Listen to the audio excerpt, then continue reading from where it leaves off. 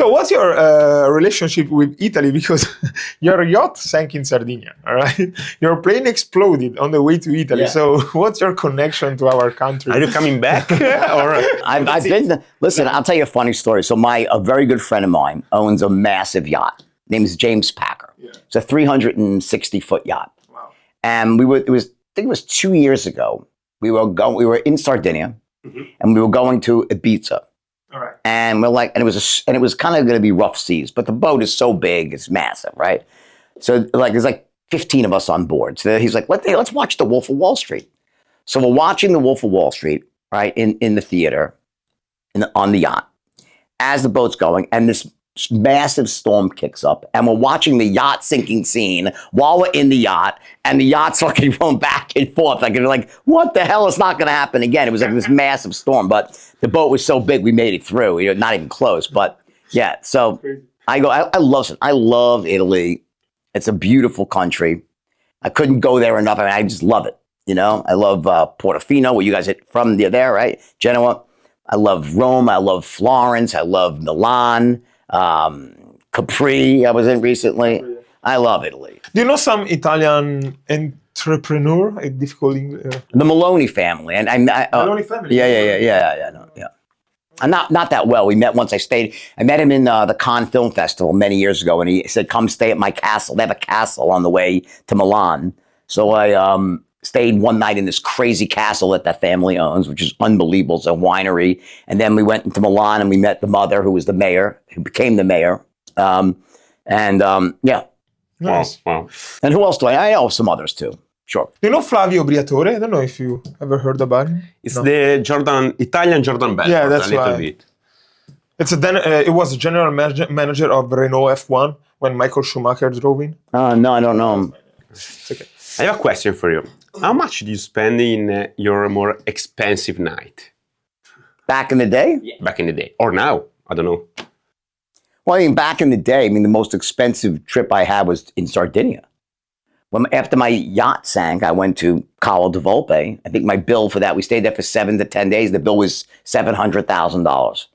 It's not a cheap hotel. And I put up 25 people there and bought a lot of jewelry. Yeah, not just for yourself, for everyone. Yeah, for everyone. Yeah. So Jordan, you won big and lost big, right, during your life. What keeps you motivated to keep coming back? Well, to me, I'm most motivated when I have this vision, this idea for the future, that I'm working towards something that excites me. Okay. And that right now is the AI, artificial intelligence, and I really think it's the future, and it excites me. It frustrates me because AI is weird. It's brilliant, and it's Forrest Gump at the same time. It's incredibly brilliant, doing things that you just can't believe it can do. But then it finds some of the easiest tasks that you could teach any human. It just struggles with them tremendously.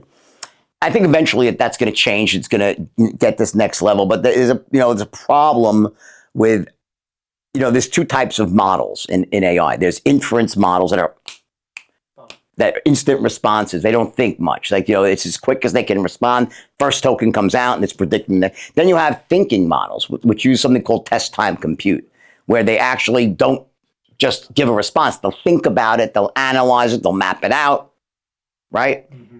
Those models right now you could run, certain type of very complex problems or strategies through those models, and they'll be able to follow a very, very long, complex logical chain. The problem is, though, they'll take 10, 15 seconds for each response, right? And so you can't use that commercially.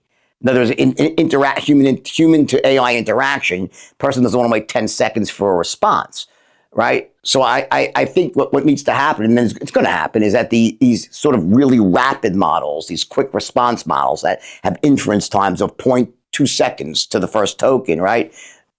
You know how it works. If you put a prompt in, and let's say the prompt has got 2,000 lines or 1,000 lines of code. Yeah. Okay. It doesn't read it once and then start responding. Every time it responds, it reads the entire thing at once. It's like it's reading it for the first time. So in other words, it's like every time if a person says something to the AI, and the AI has to now respond, so you would have what's called, speech to text. So the speech gets converted to text, words, right? The words get fed into the AI, right? The AI, as soon as it receives those words, it reads the entire code base, all of it, as if it's for the first time. And then it issues a response, right? Next time let's say it asks you another question, then the human will respond. The AI then reads it again, the whole thing. Start again. Yeah. So, and that's weird, but that's how it works, right? It might cache it, but it still reads it always, the whole thing. So it's amazing that it's able to do what it does. But because of that, I think sometimes it gets lost. So like if you're trying to have it follow a logical train of thought that maybe has 25 steps, you might be at step 15, right? And then you ask it or interrupt it with something, and it's supposed to answer the interruption and then go back to question 15 or 16. It might go to 5 or jump to 30. Like it's not good. And that's something no human would ever do. Like a human would know, okay, I'm at 15, I'm going back to 15. Not too much memory. Well, it's just a very simple thing for a human to do. Yet the AI does this incredible thing and reads the whole thing at once and follows this incredible. And sometimes it's, like I'm floored by how smart it is. And this simple thing it can't do. And I think that's going to change. I think that the next generation of these inference models will be even smarter and will have better, ability to follow a logical train of thought. And I think that's just the evolution of the systems. Can't wait to be there, actually. I want to see that.